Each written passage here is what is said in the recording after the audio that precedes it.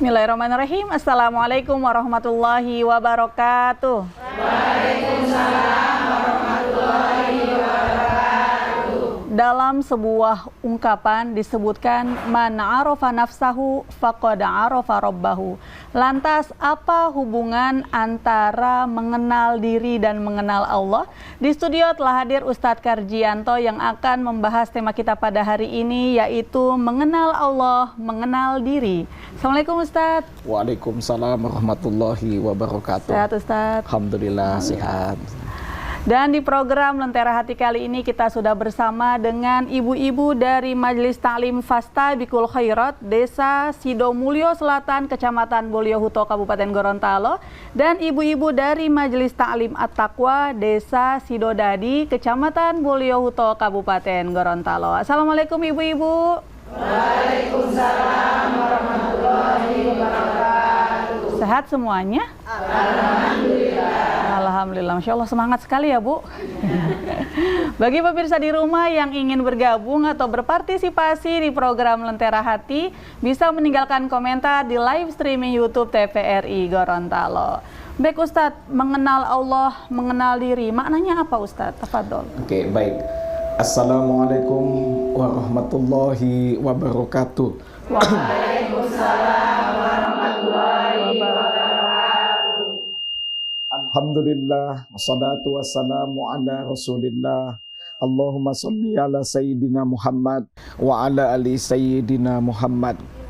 Pemirsa yang dimuliakan Allah, ibu-ibu Majelis Ta'lim Fastabikul Khairat dan At-Taqwa, Ustazah Konita yang dimuliakan Allah, bersyukur kepada Allah atas limpahan nikmat, taufik, hidayah dan inayahnya kepada kita semua, sehingga kita diberikan kesehatan, diberikan kekuatan, bisa hadir di tempat ini untuk sama-sama belajar ilmu.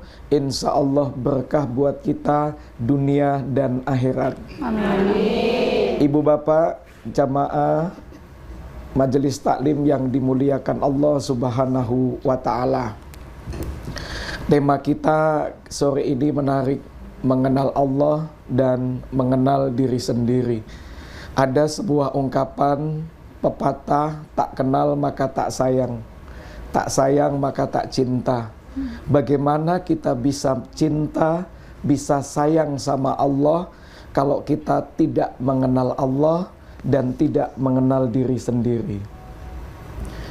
Imam Al-Ghazali memberikan pemahaman bagaimana cara kita mencintai oleh Allah dalam satu kitab. Judul kitabnya adalah Kimiyatus Sa'adah. Kimiyatus Sa'adah itu kimia kebahagiaan. Kitab ini mengajarkan kebahagiaan ruhani, kebahagiaan yang hakiki. Maka cara memperoleh atau mengenal Allah itu yang pertama adalah mengenal diri sendiri. Sebagaimana Ustazah tadi sampaikan, hadis Nabi Muhammad SAW, man arafan nafsahu faqad arafa rabbahu. Siapa yang mengenal dirinya sendiri, maka dia akan mengenal Tuhannya. Maka dimulai dari dirinya sendiri. Bagaimana cara mengenal, memulai dari diri sendiri? Kita sudah harus tahu siapa diri kita, dari mana asal kita, dan kita hendak mau kemana. Bila lebih eksplisit, ditanya lagi, kita sebetulnya tinggal di mana. Nah, kalau tahu diri kita adalah hamba Allah, diciptakan oleh Allah, berarti ada yang menciptakan. Siapa yang menciptakan? Yaitu Allah. Kursi yang saat ini saya kenakan, kursi yang saat ini saya pakai, ini keren, ini bagus, berarti ada yang menciptakan. Tidak mungkin kursi ini ada sendiri, pasti ada yang menciptakan. Nah, begitu juga alam dan seisinya ada yang menciptakan. Siapa? Allah. Yang paling mudah pendekatannya adalah menggunakan ilmu tauhid. Ilmu tauhid adalah ilmu yang mengajarkan tentang keesaan Allah, yang mengajarkan bahwa semua yang ada di bumi ini adalah yang ciptakan adalah Allah. Tidak ada yang patut disembah kecuali Allah. La ilaha illallah. Maka pendekatannya ilmu tauhid ada yang harus kita pahami, yaitu tauhid rububiyah dan uluhiyah. Tauhid rububiyah adalah pengesaan Allah bahwa Allah yang menciptakan bumi dan seisinya, Allah yang mengatur dan seisinya, dan Allah yang memelihara seisinya. Tauhid uluhiyah adalah mengesahkan Allah bahwa tidak ada yang patut disembah kecuali Allah. Iya karena budua, iya karena stain. Hanya kepada Allah kita menyembah dan hanya kepada Allah kita memohon pertolongan. Apa yang bisa dicontohkan dari rububiyah dan uluhiyah? Mudah ibu bapak. Ibu bapak, ibu-ibu jamaah tadi, ini perjalanan kurang lebih 2 jam dari Sidomulyo, dari Boloyohuto. Perjalanan 2 jam. Ibu minta kepada Allah perlindungan, itu tauhid uluhiyah. Hanya minta kepada Allah. Bismillahi tawakkaltu 'alallah la haula wala quwata illa billah. Yang mengabulkan, yang memberikan keselamatan di sepanjang perjalanan itu adalah Allah. Itu adalah tauhid rububiyah. Jadi yang memberikan rezeki, yang memberikan kenikmatan semua itu adalah Allah. Pendekatan yang kedua adalah pendekatan dengan Asmaul Husna. Jadi kalau kita baca Asmaul Husna, siapa yang Maha Pengasih? Ar-Rahman, Ar-Rahim. Siapa yang Maha Pengampun? Itu adalah Allah. Jadi kalau kita semua punya khilaf, punya salah, punya dosa, siapa yang kita minta ampun? Yang kita minta ampun adalah kita minta ampunan, yaitu hanya kepada Allah Subhanahu wa ta'ala. Maka kalau kita sudah mengenal Allah, kalau kita sudah tahu bahwa Allah segalanya, Tuhan kita, tidak ada yang patut disembah kecuali Allah, dan kita tahu bahwa pemberi kenikmatan itu adalah Allah, lantas kita minta sama siapa lagi kecuali minta kepada Allah.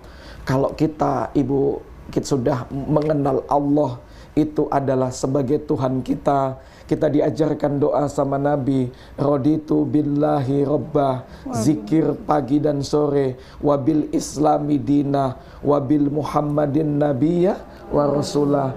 Raditu billahi rabbah, hamba ridho engkau sebagai Tuhan hamba, wabil islami dina, Islam sebagai agama saya, Nabi Muhammad adalah nabi utusan Allah dan nabi kita. Ibu bapak, ibu-ibu jamaah majelis taklim, maka kita benar-benar mengingat Allah, kita dekat dengan Allah. Maka bila kita dekat dengan Allah akan melahirkan sifat keimanan, ketakwaan, bahkan kita yakin walam yakul lahu kufuwan ahad. Tidak ada setara, tidak ada Tuhan setara lain kecuali Allah. Beliaulah tempat kita meminta pertolongan. Baik Ustaz, terkait tauhid asma wa sifat Ustaz ya, Asmaul Husna. Kadang ini maksudnya ini curhatan ibu-ibu banyak Ustaz. Ya. Kita yakin bahwa Allah itu Ar-Razzaq, Maha Pemberi rizki. Tapi kadang nih Ustaz, kalau sudah mau jatuh tempo nih dan uang di dompet ini udah tipis sekali, kadang ada rasa was-was Ustaz. Ya. Ini apakah belum sempurna keimanan kita terhadap Allah Ustaz? Iya, sifat manusia terkadang itu keraguan-raguan.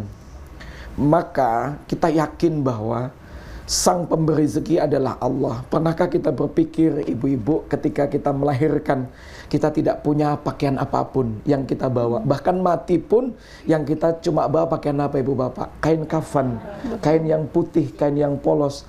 Menandakan apa? Bahwa kita ketidakberdayaan. Manusiawi ketika kita tanggal tua berpikir, Allah, uang sudah habis, dompet menipis. Itu maklum, itu sunatullah. Tapi yakinlah bahwa yang kita miliki, yang kita inginkan bukan banyaknya, tapi keberkahan. Keberkahan itu adalah mencukupi semuanya, ibu-ibu. Kadang-kadang kita tidak pernah tahu. Pernah nggak kita hitung-hitung dengan kebutuhan kita, dengan penghasilan kita? Ternyata kita mengatakan, menyimpulkan, ya Allah, saya kok cukup punya pinjaman di 3 bank. Tapi anak-anak butuh biaya untuk sekolah, anak-anak butuh biaya untuk lain-lain sebagainya. Kenapa ya cukup? Nah, Kok bisa gitu Ustaz? kenapa kok bisa? Ternyata itu Allah lah pemberi rezeki. Jadi Allah memberikan rezeki tidak pernah hitung-hitungan. Dan Allah memberikan rezeki tidak pernah kita ketahui lewat perantara orang siapapun. Kadang-kadang, alhamdulillah, ternyata rezeki saya Allah tutupi lewat perantara ibu ini. Dan itu sering saya alami, ibu bapak. Kadang-kadang uang dompet kosong, tapi yakin tiba-tiba ada yang memberikan. Pak Ustadz, ini ada rezeki. Alhamdulillah. Dan itu sesuai dengan kebutuhan kita pada saat itu. Itu yang disebut dengan keberkahan rezeki, tidak terletak pada banyaknya, tapi terletak pada kebutuhan kita. Masya Allah. Kadang Ustadz tetangga kirim makanan itu juga keberkahan rezeki juga Iya, Ustadz ya. keberkahan rezeki yang tak pernah diduga. Jadi ada teman-teman saya pada saat kuliah sudah kosong kos, kiriman belum ada. Dia itu berdoa pada saat sholat zuhur. Kita sama-sama berjamaah nambah sholat sunat. Begitu dia doa, pas saya bawa makanan lebih, ayo kita makan sama-sama. Dia langsung mengucapkan alhamdulillah, doa saya dikabulkan oleh Allah. Masya Emang kamu doa Allah. apa? Saya doa dari tadi pagi saya belum makan. Dan kasihan. begitu ditawarkan, ternyata inilah rezeki saya. Itu, Betul, Ibu. betul. Masya Allah. Masya Allah. Subhanallah. Tapi Ustadz, cara menanamkan tauhid dalam diri anak Ustadz. Iya. Pertama, sebenarnya ketika bayi lahir, kita sudah mengajarkan tauhid. Lewat apa? Lewat azan. Allahu Akbar, itu pengenalan pertama. Sebetulnya pengenalan tauhid dengan ayat-ayat pendek itu terdapat pada surah Al-Ikhlas. Surah Al-Ikhlas itu dinamakan dengan surah tauhid. Karena dari awal ayat itu mengajarkan Qul huwallahu ahad. Katakanlah ya Muhammad bahwa Tuhan itu esa, bahwa Allah itu esa. Allahus somad, memintalah kepada Allah. Allah itu mengabulkan segala doa kita. Lam yalid walam yulad. Allah tidak beranak dan tidak diperanakan. Walam yakullahu kufuwan ahad. Tidak ada yang menyamainya. Ini surah Al-Ikhlas ini penting sekali, ibu bapak. Pernah suatu ketika, ibu bapak, Rasulullah itu dilaporkan ada orang yang sudah diamanai menjadi imam. Tapi imam ini anehnya, dia membaca, ketika imam membaca surah Al-Ikhlas, anehnya bukan di ayat kedua. Biasanya kan kita di Gorontalo surah Al-Ikhlas itu dibaca pada saat rakaat kedua di sholat maghrib. Tapi sahabat ini, dia saking cintanya kepada surah Al-Ikhlas, dibaca di awal dan dibaca di akhir. Surat awal, surah akhir. Sampai-sampai sahabat Nabi melaporkan kepada Rasul, ya Rasulullah, ini sahabat satu si fulan ini, dia membaca surah Al-Ikhlas itu di ayat pertama, di ayat kedua. Kenapa ya begitu ya Rasulullah? Akhirnya dipanggil, ya fulan, kenapa kau membaca surah Al-Ikhlas di awal, surah Al-Ikhlas di akhir? Apa katanya? Ya Rasulullah, aku mencintai surah Al-Ikhlas karena surah Al-Ikhlas ini adalah surat tauhid. Maka Rasulullah dikabarkan kepada Allah, diabarkan kepada Allah, kepada Rasulnya, sampaikan kepadanya bahwa aku juga mencintainya. Ana uhibbu ilaika, aku juga mencintainya. Berkah dari surah Al-Ikhlas. Maka ajarkan anak-anak kita kalau ingin menanamkan tauhid, selain diazankan tadi, selain diajari untuk azan, selain diajarkan untuk takbir, ini kalau ketemu dengan kenikmatan yang luar biasa, ucapkan alhamdulillah. Kalau hilap, baca astagfirullah. Kalau melihat suatu keindahan, baca apa? Masya Allah. Kalau melihat sesuatu di luar jangkauan kita, mengucapkan subhanallah. Hal itu termasuk membaca surah Al-Ikhlas. Ustadz, terkait azan Ustadz. Jadi bayi yang baru lahir diazankan oleh oleh bapaknya Ustadz ya. Ya. Nah, kalau di Gorontalo Ustadz kadang sampai 3 hari karena tunggu Pak Imam. Nah ini kira-kira menurut Ustadz seperti apa? Iya, potong generasi. Maka generasi anak-anak kita itu sudah harus diajarkan azan. Karena suatu ketika anak ini akan menjadi bapak. Nanti bapaklah tugas dia untuk mengazankan, mengajarkan tauhid. Pertama kali itu adalah bapaknya, ayahnya. Karena itu adalah tanggung jawab dia. Bukan lagi pakai charter, sewa, atau minta tolong Pak Imam. Apalagi kesibukan Pak Imam luar biasa. Beliau harus baca doa, doa arwah, doa adat, doa khitanan, doa salawat. Maka fungsi orang tua, fungsi ayah adalah sebagai imam. Maka ibu-ibu yang ada di majelis taklim harus mengkader anak-anak mulai dari sekarang. Buat lomba azan supaya anak-anak tertarik, anak laki-laki. Kenapa? Karena dia sudah dari kecil sudah dia belajarkan azan, dari kecil dia sudah diajarkan tadi pendekatannya Asmaul Husna, maka insya Allah ketika ia nanti menjadi pemimpin, maka dia bisa mendidik istrinya dan mendidik anak-anaknya, yakni pendidikan yang baik, yaitu pendidikan agama. Meskipun orang tuanya kurang agama itu bagaimana Ustadz? Iya, kalau kurang agama kan nuntut ilmu itu dari buayan sampai liang lahat. Jadi banyak cara sebetulnya ketika kita mau belajar ilmu. Kita nonton saja di salah satu televisi TVRI Gorontalo ada program Lentera Hati, kita nonton itu, kita lihat itu. Ada pengajian-pengajian majelis-majelis taklim, kita ikut hadir. Walaupun kecil mungkin kita nggak pernah diajarkan baca Al-Quran, tidak diajarkan oleh orang tuanya karena keterbatasan dakwah, maka belum putus ya, masih ada kesempatan ibu-ibu untuk hadirkan, paling tidak mendengarkan. Ya paling tidak mungkin suami kita tahu, suami kita nggak tahu mengaji, mungkin dari ngantarkan kita lama-kelamaan dari ngantarkan kok kedengaran bagus, lama-lama mulai ikut, dari lama mulai ikut, lama-lama menjadi ketagihan, lama-lama jadi ketagihan, itu menjadi sesuatu hidayah. Hidayah itu dicari. Jadi sebaik-baik yang kita minta kepada Allah adalah hidayah. Kalau kita dapat hidayah, tidak ada yang menyesatkan. Dan kalau kita sesat, tidak ada yang bisa membantu kita kecuali hidayahnya Allah Subhanahu wa Ta'ala. Maka minta hidayah agar Allah selalu memberikan kita petunjuknya. Baik Ustadz, kembali ke tema mengenal Allah, mengenal diri. Mungkin kita perlu waktu khusus gitu Ustadz, merenungi, Masya Allah, Allah ciptakan gigi ini begitu kan, atau hidung ini dengan begitu sempurnanya, ketika mampet sudah tidak bisa lagi bernafas dengan baik dan lain sebagainya, itu bisa menambah keimanan Ustadz ya? Iya, baik. Jadi ada beberapa pendekatan tadi, termasuk bagaimana pendekatan ketika kita introspeksi. Introspeksi diri itu kadang merenung setiap kenikmatan. Kalau kita saat ini diberikan tubuh sehat, kita lihat tubuh kita, ya Allah, alhamdulillah. Lihat lagi tetangga masih ada yang sakit, maka saat itu muncul, siapa sih sebetulnya yang memberikan nikmat sehat? Ternyata Allah. Kayak kita jaga nikmat sehat ini. Kalau kita masih diberikan kekuatan kaki, ini seperti ibu-ibu ini nikmat yang luar biasa. Iya, tidak sembarang orang perjalanan 2-3 jam harus pakai seragam yang sama.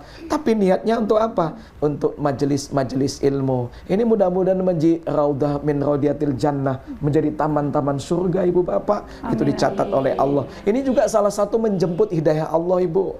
Jadi jangan berhenti, usahakan ini istiqomah. Istiqomah yang akan selalu kita bawa. Nanti insya Allah dengan kita ikut-ikut majelis ilmu, insya Allah kita akan lebih dekat mengenal Allah. Jadi lewat ini, lewat merenung, lewat ilmu, tafaqquh fiddin, semangat dalam mendalami agama, nanti lama-kelamaan kita akan tahu, oh ternyata Allah inilah tiba pada satu titik kesimpulan, ternyata Allah lah seluruh pemberikan nikmatan. Allah lah semua pemberikan nikmatan. Lalu kenapa kita tidak lebih dekat dengan Allah, menyembah Allah dengan apa tadi? Ridho. Ridho itu rela ibu bapak. Itu raditu billahi robbah. Jadi ridho bahwa Allah adalah Tuhan kita. Masya Allah. Baik Ustaz, kita harus jeda sejenak.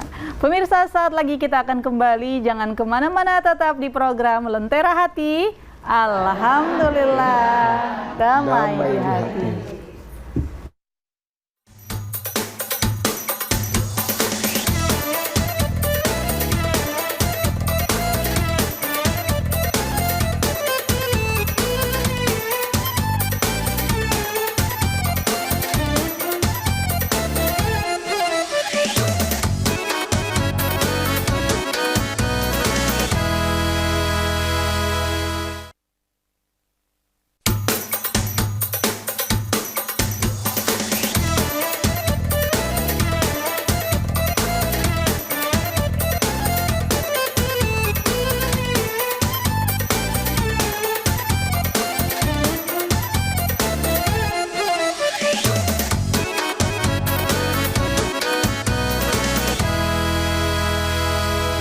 Pemirsa, kembali lagi di program Lentera Hati. Alhamdulillah. Bagi pemirsa di rumah yang ingin bergabung atau berpartisipasi di program Lentera Hati, bisa meninggal komentar di live streaming YouTube TVRI Gorontalo. Bagi ibu-ibu, sekarang kita berada di sesi tanya jawab. Bagi yang ingin bertanya, disilahkan. Silakan ibu. Assalamualaikum warahmatullahi wabarakatuh. Waalaikumsalam warahmatullahi wabarakatuh. Nama saya Ibu Nursiam, saya dari Majelis Taklim At-Taqwa Sidodadi. Begini Ustadz, setiap hari kita ini berdoa dan doa kita itu banyak sekali. Nah, ada salah satu doa yang mungkin belum dikabulkan oleh Allah. Nah, apa kita sudah sholat tobat, sudah sedekah, sholat wajib juga sudah dilaksanakan, tapi dalam pikiran saya, apakah Allah belum mengabulkan dosa saya? Ya, kita kan setiap hari tidak luput dari dosa, tidak luput dari salah dan dosa. Jadi pertanyaan saya, apakah doa-doa kita ini ada yang belum dikabulkan? Apakah Allah belum mengampuni dosa kita? Gitu. Baik, terima kasih. Wassalamualaikum warahmatullahi wabarakatuh. Warahmatullahi wabarakatuh. Baik Ustaz, penyebab belum terkabulnya doa.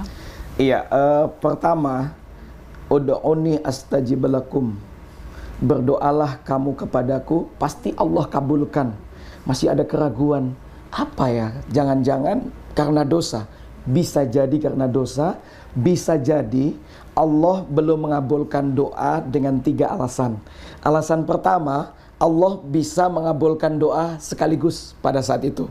Yang kedua, Allah belum mengabulkan doa, tapi doa itu dikabulkan, bisa jadi itu sebagai benteng, sebagai tameng terhindar dari musibah kita.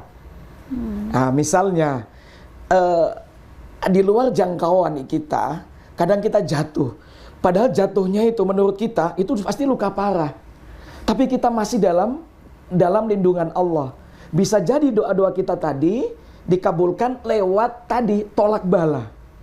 Dan yang ketiga, doa kita belum dikabulkan, nanti Allah kabulkan pada saat hari kiamat di akhirat nanti. Sebab ada sebuah riwayat, ketika nanti doa-doa orang yang sudah dikabulkan itu bahasanya mengiri. Dia mengatakan, seandainya saya tahu doa-doa ini nanti dikabulkan di akhirat, niscaya saya pingin doa-doa di saya di dunia itu jangan dikabulkan, nanti di akhirat saja. Kenapa Ibu? Pada saat nanti di akhirat, semua doa-doa kita yang belum dikabulkan di dunia, Allah sudah siapkan di akhirat. Terkadang Allah itu mengabulkan kebutuhan kita, bukan keinginan kita. Karena keinginan kita banyak, Bu. Betul. Iya, sudah ada kendaraan motor, pingin mobil. Pingin mobil yang mewah, pingin mobil yang mewah lagi. Maka Allah mengabulkan doa itu sesuai dengan kebutuhan kita, bukan sesuai dengan keinginan kita. Pingin mobil, lihat orang naik pesawat, pingin punya pesawat. Karena kebutuhan manusia, keinginan manusia itu tidak terbatas. Maka yang membatasi itu adalah rasa syukur, istiqomah, tumakninah. Sudah, itu saja bersyukur, alhamdulillah. Ada sedikit, alhamdulillah, alhamdulillah, alhamdulillah. Itu menutup pintu keserakahan. Jadi tetaplah berbaik sangka kepada Allah. 3 hari sebelum Rasul meninggal dunia, Rasul berwasiat. Salah satu wasiatnya adalah janganlah kalian meninggal dunia sebelum kalian berbaik sangka kepada Allah. Jadi kalau doa kita belum dikabulkan oleh Allah, berbaik sangkalah kepada Allah. Dan jangan berhenti, Bu, tetaplah berdoa sampai kapanpun, sampai di akhir hayat kita tetap doa. Karena doa itulah bentuk kita butuh kepada Allah. Dan ini termasuk tauhid uluhiyah. Iya karena budua, iya karena stain. Masya Allah, insya Allah bisa difahami Bu ya. Selanjutnya, silakan Ibu. Assalamualaikum warahmatullahi wabarakatuh. Waalaikumsalam warahmatullahi wabarakatuh. Nama saya Ibu Maryam dari Majelis Taklim Fastabiqul Khairat Desa Sidomulyo Selatan. Begini Ustadz, langsung saja ke pertanyaan. Bagaimana cara kita itu mengendalikan ego diri kita, Ustadz? Maksudnya, biasa ibu-ibu rumah tangga itu di rumah sering sekali susah untuk mengendalikan ego diri kita, Ustadz. Jadi minta sarannya bagaimana cara mengendalikan ego diri kita. Terima kasih. Baik Ustadz, nasihat untuk ibu-ibu nih, untuk kita semua. Langsung saja. Ya, ego ya. Caranya kita pertama bersyukur, Bu. Jadi supaya kita mau muncul ego itu, kita kita latih dengan selalu bersyukur. Yang kedua bersabar. Bersabar itu menahan. Maknanya itu menahan. Jadi kalau keinginan memuncak, jadi harus ditahan. Sabar, sabar. Sabar kira-kira ada batasnya enggak? Sabar itu tidak ada batasnya, Ibu. Kalau ada batasnya nggak sabar. Sampai pintu surga. Sampai pintu surga. Jadi ketika kita watak ibu, watak seorang istri itu pasti pingin menang sendiri, pingin dimanja, pingin dipuji. Itu watak dasar bagi seorang ibu, ingin menang sendiri.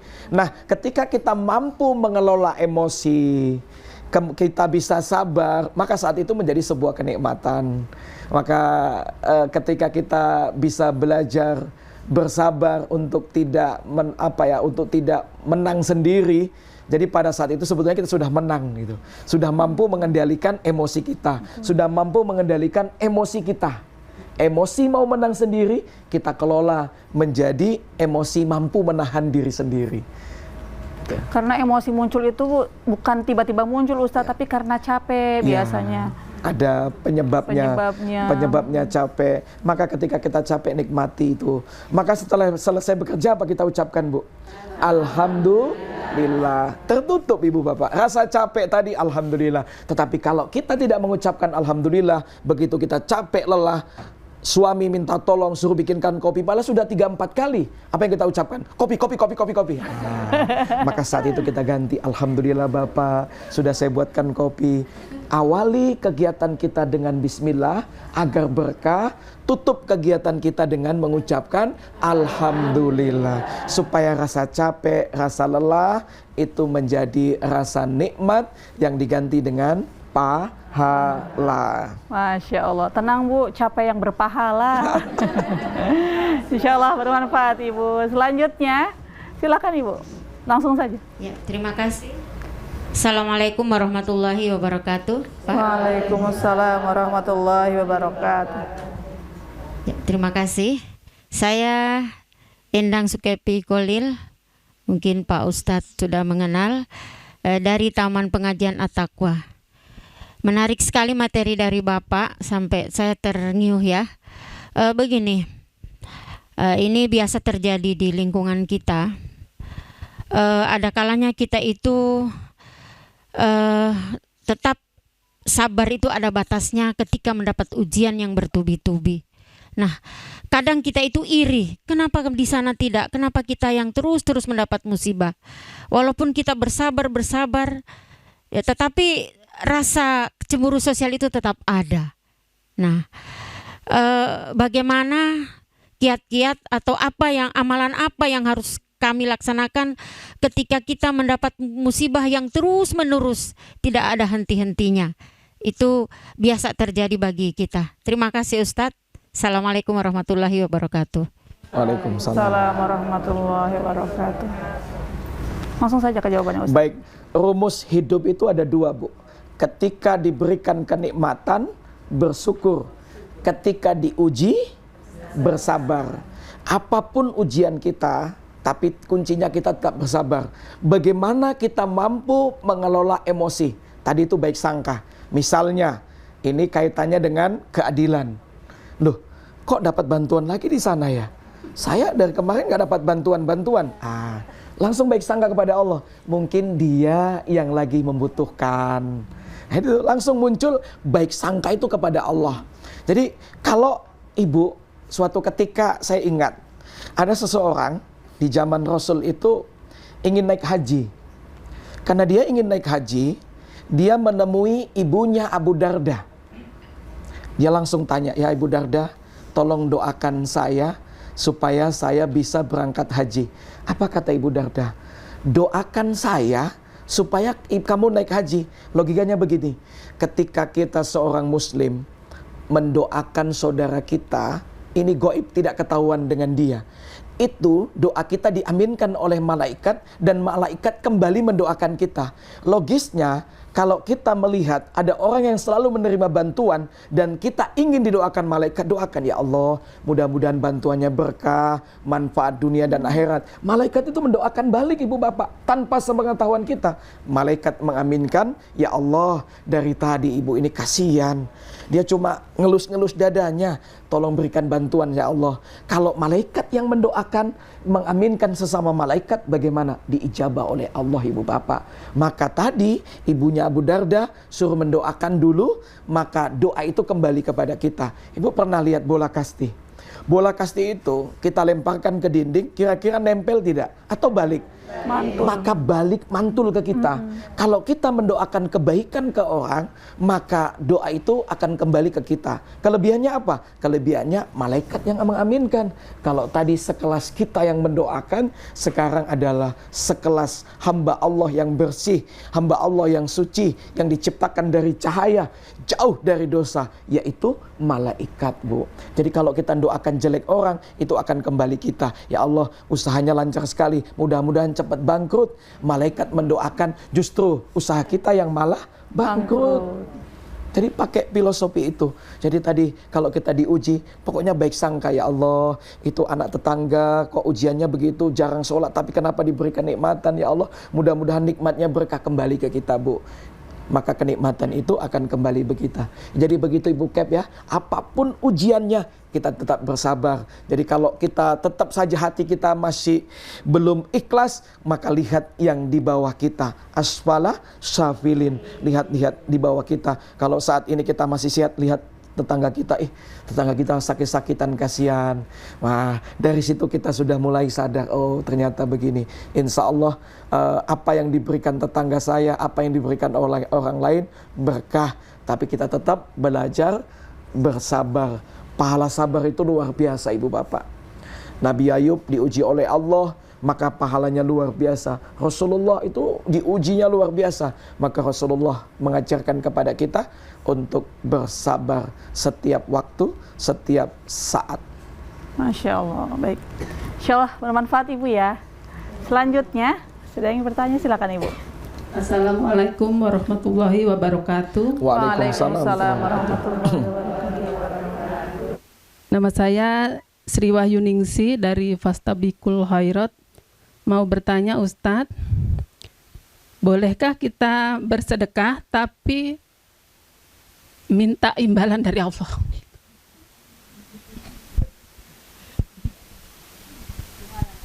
Sedekah mengharap imbalan kepada Allah. Memang sebetulnya Ibu, sedekah itu sudah langsung diberikan oleh Allah. Sedekah itu di dalam Al-Quran, ketika kita memberikan, sama saja kita memberikan pinjaman pada Allah. Dan Allah pasti akan mengembalikan pada setiap saat. Tinggal bagaimana kualitas sedekah kita. Tentunya kalau kita bersedekah langsung minta imbalan kepada Allah, Jadi sebetulnya kita kepada Allah itu hanya kebutuhan untuk meminta saja, tidak kebutuhan lain. Padahal kalau kita sedekah ikhlas kepada Allah, Allah memberikan semua yang lain. Karena sedekah itu satu, bisa menolak bala. Imbalannya banyak sekali, Bu. Kita tidak minta, Allah sudah janjikan. Tolak bala, diganti berapa kali lipat. Kemudian diganti dengan nikmat-nikmat yang lain.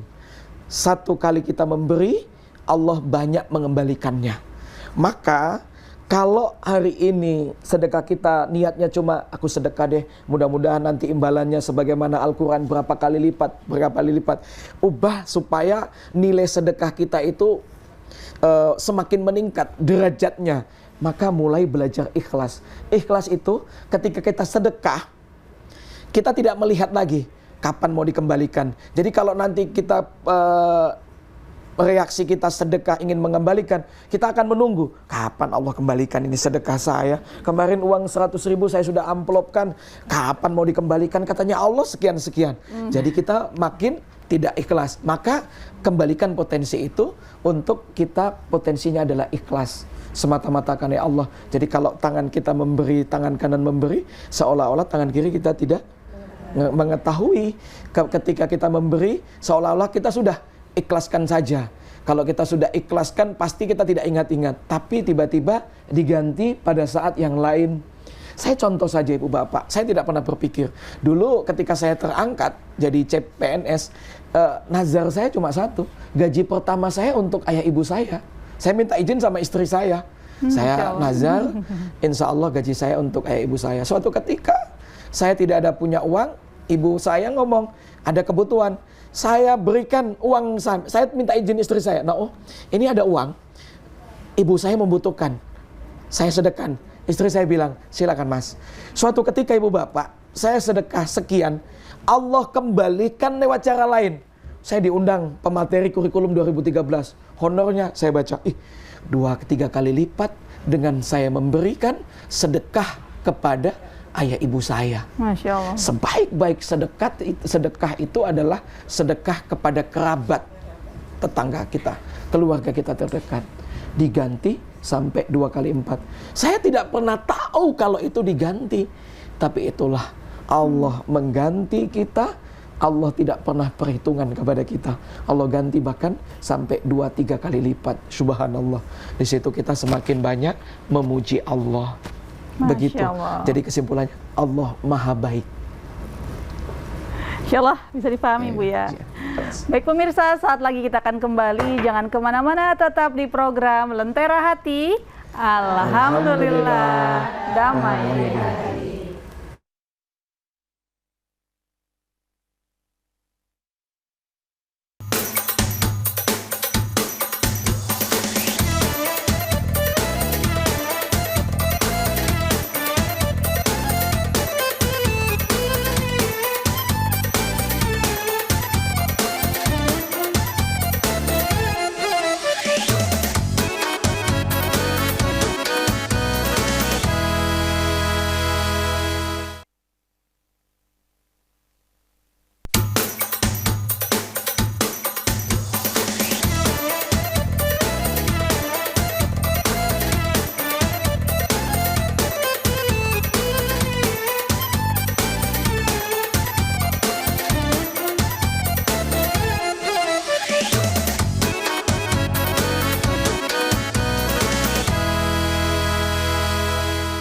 Kembali lagi di program Lentera Hati. Alhamdulillah, damai hati. Baik Ustadz, sudah ada pertanyaan masuk di live streaming YouTube dari Bapak Adillah Habu. Assalamualaikum Ustadz, apakah sah sholat walaupun kita belum mengenal Allah? Dan apakah rugi ketika kita mencari jati diri? Ada 2 pertanyaan Ustadz. Oke, baik. Ini pertanyaan luar biasa. Kita mengenal Allah lewat amal, lewat sholat. Jadi kalau kita misalnya, Pak Ustadz saya belum kenal Allah, pokoknya sholat saja. Yang membuat sahnya sholat itu tidak adalah ketika batal wudhu. Itu kalau ditanya, bagaimana sholat saya sah atau tidak? Pertama, wudhunya batal atau tidak. Yang kedua, rukun sholat ditinggalkan tidak. Misalnya sholat tidak membaca surah Fatihah, berarti sholatnya batal, tidak sah. Karena meninggalkan rukun. Nah, kalau kaitannya dengan tauhid. Tauhid itu keesaan, pengenalan kita kepada Allah. Kita belum kenal Allah. Jadi terkadang Allah itu memperkenalkan hambanya itu lewat ikhtiar, lewat usaha. Jadi dia pokoknya saya sholat saja, saya belum mengenal Allah. Nanti ketika kita menjalankan ketaatannya, lama-lama Allah akan berikan hidayah. Lewat mana? Ketika kita saat itu sholat, tiba-tiba kita tidak sholat, ada rasa tidak tenang, ada rasa bimbang. Nah, ternyata Allah sudah mulai memperkenalkan kepada diri kita. Maka jangan tinggalkan sholat. Jangan sholat dulu, jangan tunggu baik baru sholat. Betul. Sholatlah agar kita baik, Bu. Pokoknya sholat saja. Nah, saya jangankan itu, Bu. Saya pernah ketemu dengan orang, beliau bercerita. Dulunya beliau ini peminum, pemabuk, tidak mengenal Tuhan sama sekali. Jangankan itu, beliau ini tidak tahu tulisan Allah itu di Arab itu dia tidak tahu kalau itu tulisan Allah. Tetapi di usia senjanya, di usia tuanya dia tersadarkan. Dia katakan, baru ini Pak Ustadz, di usia tua saya, baru saya mengenal sholat. Baru saya terenyuh ketika dipanggil suara azan, panggilan Allah. Hati saya mulai terenyuh dan saya sholat. Dan baru seusia tua ini, saya baru tahu tulisan kalimat Allah itu tulisannya. Dan dia terakhir di usia tua itu baru dapat hidayah, Bapak-bapak. Jadi menjemput hidayah Allah itu bisa lewat sholat. Banyak dulu kalangan tabi'in, waliullah yang banyak bermaksiat, kemudian Allah perkenalkan lewatnya, lewat teguran, kemudian dia bertobat dan dia dekat dengan Allah dan dia mengenal Allah. Kalau kita bisa pastikan kita mengenal Allah itu, Bu, Pak, kita ibadah nikmat. Kalau kita ninggalkan sholat ada perasaan bimbang. Kalau kita berbuat jahat kita merasa takut itu kepada Allah. Di situ kita mulai mengenal Allah. Jadi supaya kita lebih dekat mengenal Allah, perbanyak zikir.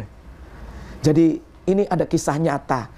Rasulullah itu ketika turun Quran surah Al-Imran ayat 190, inna fil khalqis samawati wal ar wahtilafil laili wan nahari.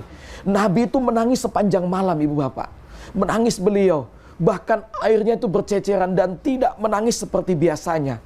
Sahabat Bilal tanya kepada Nabi, ya Rasulullah, kenapa engkau nangis seperti ini? Bahkan bukankah engkau dijamin oleh Allah diampuni dosa-dosamu? Engkau dijamin surga, bahkan dosa yang akan datang engkau sudah dijamin. Kenapa engkau menangis? Apa kata Rasul? Ya, saya baru menangis seperti ini karena tadi malam saya mendapatkan turunnya ayat surah ini. Apa kata Nabi? Sungguh celaka orang yang membaca ayat ini lalu mereka tidak berpikir, mereka tidak merenung, mereka tidak bertafakur kepada Allah. Rugi, Ibu Bapak. Kenapa, Ibu Bapak? Allah ternyata yang menciptakan langit, bulan, semua segala ciptaannya itu ternyata Allah yang menciptakan. Dan itu merupakan tanda-tanda kebesaran bagi Allah. Maka rugi, Ibu Bapak, kalau kita tidak merenung. Ternyata semua yang kita tinggali ini, Ibu Bapak, bumi ini adalah ciptaan Allah Subhanahu wa Ta'ala. Pertanyaannya, Ibu Bapak, kenapa kita membanggakan diri? Semua ini titipan Allah, ciptaan Allah, bumi yang kita tinggali. Ternyata kita cuma ngontrak, Bu, Pak. Kenapa saya katakan ngontrak? Kita di usia ini terbatas usia kita, 60 tahun, Ibu Bapak. Tanah yang kita miliki berhektar-hektar, ternyata kita butuh berapa meter? 1x1, Bu. Itu tempat tinggal kita. Itu pun dikatakan tempat tinggal sementara. Yang abadi apa? Yang abadi akhirat, Bu. Masya Allah. Nah, itu, Masya Allah. Baik, insya Allah bermanfaat Bapak Adila Habu. Baik Ustadz, masih ada pertanyaan di live streaming YouTube. Ya.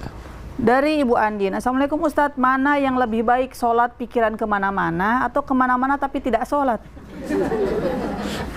Dan apakah Allah menerima sholat yang seperti ini? Dijawab singkat Ustadz. Iya, tetap sholat walaupun pikiran kemana-mana. Jangan pikiran kemana-mana gak sholat. Jadi tetap sholat, apapun pemikiran kita. Jadi untuk khusyuk itu perlu berlatih. perlu yang namanya riyadhah, latihan. Hari ini ingat kompor gas, kurangi. Tidak usah ingat kompor gas, ingat yang lain, kurangi sedikit-sedikit suatu saat. Tetap berlatih, minta sama Allah, ya Allah berikan hamba agar hamba menjadi hamba yang khusyuk. Dan doakan lagi, ya Allah tanamkanlah rasa cinta yang besar kepada hamba. Cintailah hamba dan pertemukanlah hamba dengan orang-orang yang engkau cintai. Itu minta kepada Allah tadi. Baik, insya Allah bermanfaat Ibu Andi. Selanjutnya masih live streaming YouTube Ustaz. Dari Ibu Jurlin Abunga. Assalamualaikum. Kapan waktu berdoa diijabah dan dikabulkan oleh Allah, dan apakah penyebab rezeki terhambat? Ya. Jawab singkat Ustaz. Pertama, di tengah malam. Di tengah malam, di saat orang tidur, sholat tahajud. Yang kedua, antara azan dan iqomah. Maka kalau azan dan iqomah, ada ulama besar yang tidak mau diajak cerita, minta maaf ketika antara azan dan iqomah. Kenapa? Azan dan iqomah itu adalah waktu diizabah. Maka berdoa, minta sama Allah, berkali-kali minta sama Allah. Antara azan dan iqomah. Ketiga, saat bersedekah tadi Bu, ketika kita memberikan sedekah makanan, minta sama Allah, ya Allah mudah-mudahan sedekah saya berkah, minta doa apa saja. Ketiga, habis azan itu doa Allahumma robba hazi da'wati tamah, nanti tutup dengan doa apa saja. Itu yang disebut dengan antara azan dan iqomah. Pada saat pelaksanaan kita berhaji di Padang Arafah, kita doa. Kalau nggak ada ya, tempat kita minta doa sama orang tua. Habis merawat orang tua, doa. Habis melakukan kebaikan-kebaikan, kita berdoa. Yakin bahwa doa Allah kabulkan. Kalaupun belum kabulkan, pasti Allah masih pending tadi. Bisa jadi Allah kabulkan di akhirat. Tetap berdoa, jangan putus. Karena doa itu termasuk ibadah kepada Allah. Dan doa adalah mukhul ibadah. Doa itu adalah otaknya ibadah. Masya Allah. Baik, insya Allah bermanfaat Ibu Jurlin Abunga. Kembali lagi ke ibu-ibu yang ada di studio. Masih ada yang bertanya Ibu? Silahkan. Assalamualaikum warahmatullahi wabarakatuh. Waalaikumsalam warahmatullahi wabarakatuh. Nama saya Ibu Nur Hayati dari Majelis Taklim At-Taqwa Desa Sidodadi. Saya ingin bertanya Ustadz, di mana Allah berfirman, ya ayyuhalladzina amanu sta'inu bisobri wassalah. Hai orang-orang yang beriman, minta tolonglah kamu kepada Allah dengan sabar dan sholat. Kita telah mengerjakan sholat dan kita bersabar. Tapi sabar ini ada batasnya Pak. Jadi caranya bagaimana biar kesabaran kami itu tidak sampai tidak ada batasnya. Demikian Ustadz. Sabar ini yang memang susah sekali. Jadi kami minta penjelasan dari Ustadz. Silakan Ustadz. Agar tetap bersabar Ustadz. Ya, sabar itu perlu latihan. Maka ada jalan untuk latihan bersabar, namanya puasa. Puasa itu artinya menahan. Puasa itu bisa diartikan kesabaran. Jadi kalau kita belum mampu, maka itu tadi, belajar lewat puasa. Bersabar itu sebetulnya menahan Ibu. Menahan. Jadi kalau kita mau marah, kita tahan, itu sama dengan kita puasa. Puasa tidak bicara. Yang tadinya mau mengomel, ditahan. Bagaimana caranya? Tahanannya istighfar, Bu. Astagfirullahaladzim. Astagfirullahaladzim. Itu caranya. Jadi tema yang beberapa bulan lalu itu enak Ibu. Perbaiki sholatmu, Allah akan perbaiki hidupmu. Jadi dasarnya dari itu, wasta'inu bisobri wassalah. Apapun masalah kita, apapun problem kita, jangan curhat sama orang lain. Curhat sama Allah. Kalau curhat sama Allah, selesai masalahnya. Kalau curhat sama tetangga, sama teman yang belum tentu amanah, tambah masalah. Masalahnya cuma tahu sama berorang, sudah satu rumah RT, satu RW, satu desa sudah tahu semua. Maka curhat yang terbaik adalah curhat kepada Allah. Wasta'inu bisobri wassalah. Masya Allah, insya Allah bermanfaat Ibu. Selanjutnya, silakan Ibu. Terima kasih. Assalamualaikum warahmatullahi wabarakatuh. Waalaikumsalam wabarakatuh. Nama saya Fatma Bilalia dari Majelis Taklim Fastabiqul Khairat. Bapak Ustadz yang terhormat dan Umi Qurrataini, ini terkait akhlak dan doa. Terkadang kita sudah bukannya cukup, tapi selalu berusaha berdoa untuk kebaikan anak-anak kita. Sejak dari dalam kandungan, lahir, kemudian anak mulai membesar, kita selalu berdoa untuk kebaikan mereka. Tapi terkadang di luar sana anak-anak itu akhlaknya tidak yang seperti kita inginkan, dan itu tidak habis-habisnya kita berdoa. Namun anak-anak tetap saja seperti itu, kadang bahkan sampai melukai hati orang tua, kemudian saudara-saudaranya, bahkan ada yang membunuh atau menzolimi orang tuanya sendiri. Jadi ini bagaimana Ustadz? Kemudian yang kedua terkait sedekah tadi, terkadang kita selalu berusaha ikhlas seberapapun yang kita berikan. Ini kemungkinan ini berhubungan dengan Ustadz? Biasa kita ke pesta, ini kebiasaan yang ada di kita. Ini contoh yang paling dekat, kita bawa amplop atau semacam bahan sembako, tetapi itu di tuan rumahnya itu tuan hajatan dicatat, kemudian untuk selanjutnya akan dikembalikan ulang. Ini bagaimana Ustadz? Apakah ini termasuk sedekah yang mengharap balik kembali atau bagaimana? Mohon pencerahannya. Terima kasih. Assalamualaikum warahmatullahi wabarakatuh. Warahmatullahi wabarakatuh. Saya jawab. Dijawab singkat-singkat Ustadz. Memberikan hadiah itu sunnah.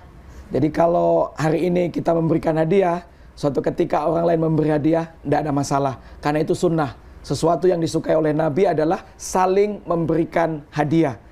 Dicatat supaya tahu diri. Dia memberikan, maksudnya nggak memberikan. Kalau itu memotivasi, itu bagus. Yang kedua, kita sudah berdoa, tetapi anak kita belum bagus. Bisa jadi karena faktor lingkungan. Maka pendidikan terbaik untuk anak-anak kita, kalau kita mampu, pondokkan, pondok pesantren. Karena pergaulan itu bagus. Sudah kita didik bagus-bagus, di lingkungan ketemu lagi teman yang bermain. Akhirnya nggak bagus. Tapi ibu jangan berhenti untuk berdoa. Berdoa, minta kepada Allah, perbaiki akhlak saya, akhlak suami saya, akhlak istri saya, dan perbaiki akhlak-akhlak hamba. Yang terakhir, orang tua harus bisa jadi teladan. Nyuruh anaknya sholat, tapi bapak nggak sholat. Suruh anaknya jangan maki-maki, tapi orang tuanya maki-maki. Maka keteladanan adalah kunci utama. Rasulullah itu nggak banyak bicara, tapi Rasulullah adalah teladan. Pertanyaannya bagus, Ustazah, luar biasa. Maka kita harus menjadi teladan. Karena satu teladan itu lebih baik daripada 1000 nasihat. Jadi kalau kita bisa jadi teladan, insya Allah anak-anak kita akan ikut. Jadi begitu Ustazah. Kasih. Masya Allah. Insya Allah bermanfaat Ibu. Ustadz, kita sudah berada di penghujung acara Ustadz. Ya. Mohon memberikan closing statement, ditutup dengan doa. Iya, ibu-ibu sekalian, pemirsa yang dimuliakan Allah. Pertama bahwa kita di majelis ini adalah berikhtiar untuk mengenal lebih dekat Allah. Kalau kita dekat dengan Allah, kalau kita cinta kepada Allah, maka Allah akan mencintai kita, bahkan lebih. Maka insya Allah pertemuan kita berkah, dan insya Allah kita akan lebih dekat mengenal Allah, dan semakin cinta kepada Allah, dan semakin beriman kepada Allah. Yakinlah kalau kita belum melihat Allah, yakinlah bahwa Allah melihat kita. Setiap amal kebaikan akan dicatat oleh Allah Subhanahu wa Ta'ala. Semoga kita senantiasa dalam lindungan, naungan, dan hidayah Allah Subhanahu wa Ta'ala. Mari kita berdoa Ibu Bapak. Mudah-mudahan Allah senantiasa melindungi kita, memberikan petunjuk hidayah kepada kita, dan Allah melindungi tempat kita tinggal kita tercinta, Indonesia tercinta. Al-Fatihah. Bismillahirrahmanirrahim.